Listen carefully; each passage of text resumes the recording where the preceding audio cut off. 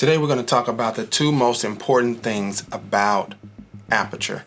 And first of all, whenever we're dealing with anything that has to do with photography, more than likely, it's always discussed in terms of how it relates to the light and how it affects the light. So Aperture affects the light. It also affects another thing that we call depth of field. So first, the depth of field has to do with how much of the image is in focus. Is it just in focus from the eyelash to the eyeball, or is it in focus from the front of my face all the way to the back to the bookshelf, right? Can all that stuff be in focus? Like right now, that bookshelf is kind of blurry when I look back at it, right? But my face is in focus. So it's a shallower depth of field, meaning that just my face is in focus and everything behind me pretty much is out of focus. So that is the impact of the aperture. It's the same way with any photo or video that you shoot. So if you want to have the background to be real blurry, let's say you want your target or your subject in front of a tree, but you want the tree to be bright green and make it look kind of blurry, like you really can't make out the leaves individually, then you would use a low aperture number or low f-stop number. And simply put, when you're changing the aperture, all you're doing is changing how wide or narrow the lens hole is that the camera is looking through. All right, so the wider it is, the shallower, like my face being in focus, is what happened, and the background is completely blurry. That's what happens when you have a wide aperture, a wide hole for the lens to look through. If you narrow that hole and you make it smaller, what you'll get is more of the things in the picture in focus, including the background. Okay, so the bookshelf would be in focus if I change the aperture to be smaller like this. The actual hole would be smaller, but the number would get bigger on the aperture. All right, so instead of it being at me recording at f2.8 right now, I can record at f8 or f14 or f22, which are bigger numbers, and it'll make more in focus in the background. Now, that all sounds nice and cool and good, but one thing you got to remember is in order to get a lens that allows you to have a low f-stop number, it's going to cost you more money. All right, so lower f-stop, the wider the... Okay, enough about that. So how does it impact the light? That's the big question. So I showed you those pictures of the flower that popped up, and they show the depth of field being impacted and how you can see just a little inside of the petals. Then you can see the petals a little bit clearer, and then you can even see the fence in the background that wasn't even visible in the very first picture. So we're going to do a demonstration of what it looks like to change the aperture and how it impacts the light, and I'm going to do it in this video. So stay tuned. Here's the first step of having the aperture as wide as it can be, right? That means it takes in the most light that it can take in. Here's what it looks like. Ta-da! That's what it's at right now. Now, if I change the f-stop to where the aperture is now smaller, okay? This is what it would look like.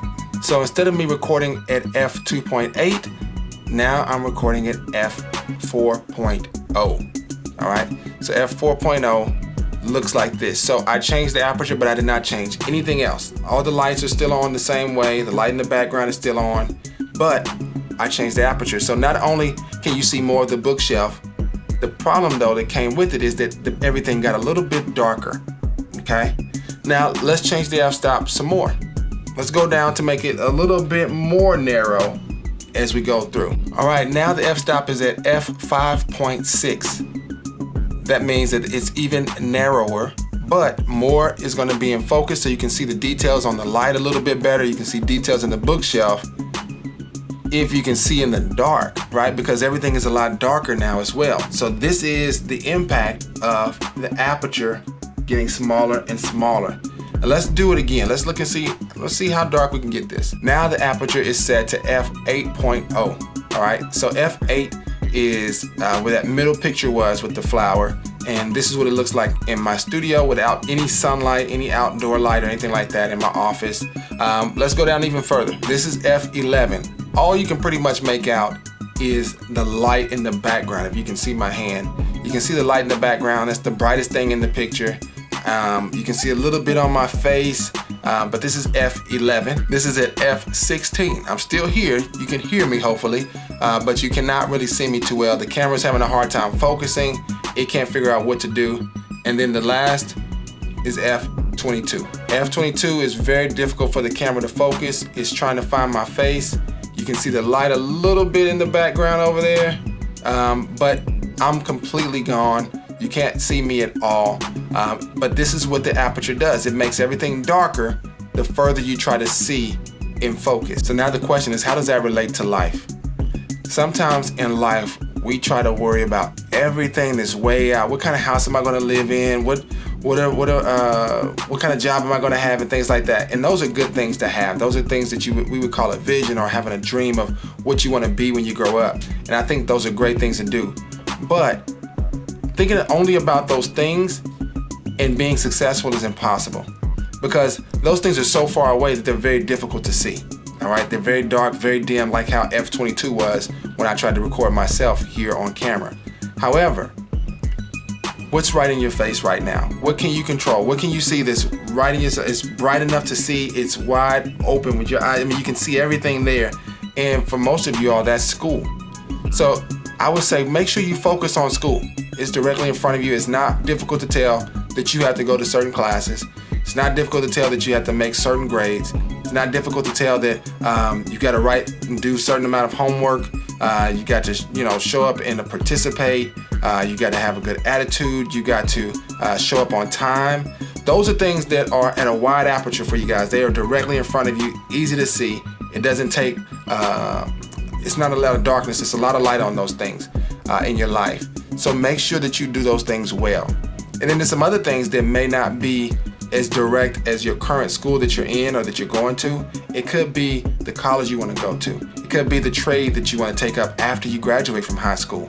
And those things may not be as bright as the classes that you're going to right now and the teachers you have, but they are important, and you can see them a little bit. You can tell, okay, I want to go to a college in this state, or I want to go to a trade that takes on photography, or that has to do with being a mechanic, or has to do with being a construction worker, or whatever it may be.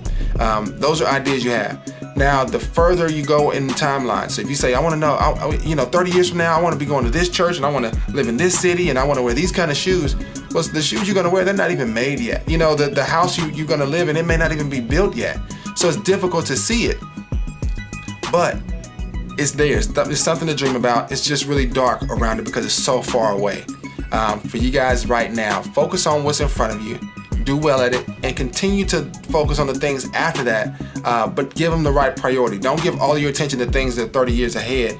Give your attention to things that are in front of you, that you can focus on, that you know you can see very clearly, that are directly in your face, that involves your family, the friends that you make, that involves all those things. So choose those things wisely, because it's not difficult to see what's going on directly in front of you. All right, and this is how aperture relates to life. Sometimes in life, we tend to get things out of focus, or we try to focus on the wrong thing, and we lose out on what's directly in front of us, and that stuff becomes very blurry. But if we focus on what's in front of us, and we keep the subject, if it's school that you're focused on, then you focus on school. Everything else can kind of fall to the background. That means you don't need to be focused on trying to do drugs, or running into individuals who lead you to make bad decisions, like be in gangs or do violence things to your peers or your family members or friends or other people that you don't know, right? You don't want to do that. You want those things to be blown out of focus. They're not even a part of what you're looking at and what you're paying attention to. You want to focus on getting your homework done on time. You want to focus on building relationships with your parents and with your guardians and with your peers, right? With your brothers and sisters. You want to help make sure that they're in a good place and that they're making good decisions by the example that you're setting. So as you go through life and as you learn more about photography, understand the impact of aperture. It impacts how much light gets in the picture, right? And if your life was a photo, you want to have the right amount of light. That usually means you want to have a wide aperture, and you want to have the subject in focus. And the subject of our lives is going to be different for everybody in terms of where we are in the season of our life. But one thing that's going to remain the same is that God should be at the center of all of it, right? God should be guiding the choices you make while you're at school. when you're doing your job, when you're working in your trade or you're working in college. He should be in the center of your family. He should be there when you're making choices on how to spend your money, what friends you should make, all those things. The best way to keep the right focus is to have God be at the center of it. And that means just talking to him, praying about it, asking him, what does he want you to do? How should you do it? How do you connect with in this industry that you want to go into? If some of you all want to be videographers or cinematographers or photographers, ask God about it. Say, God, how can you help me? How can I do this? What camera should I get? How should I get into the right school? Or should I become an intern? Or some of you all want to be governors and leaders, and you can ask God, how do I be a good governor? How do I be a good leader? Some of you might want to be teachers or principals or actors or actresses or some in fashion, whatever it may be. Keep God in the center of it, and he will help make sure that the right thing is what you focus on.